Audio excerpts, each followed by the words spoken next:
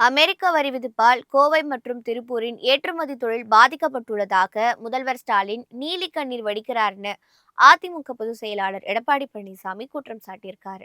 இது குறித்து அவர் வெளியிட்டுள்ள அறிக்கையில, அமெரிக்காவின் 50% இறக்குமதி வரியால் பாதிக்கப்பட்ட திருப்பூர் பின்னாலாடை தொழிலை பாதுகாக்க நடவடிக்கை எடுங்கள் என பிரதமருக்கு ஸ்டாலின் கடிதம் எழுதியிருப்பதையும் அவர் சுட்டிக்காட்டியிருக்காரு. வணிக நிறுவன கட்டடங்களுக்கு 150% வரி உயர்வுடன் ஆண்டுதோறும் 6% சொத்து வரி உயர்வு, மின்கட்டண உயர்வு போன்றவற்றால் அந்த தொழில்கள் ஏற்கனவே நலிவடைந்துள்ளனோ அவர் குறிப்பிட்டிருக்காரு.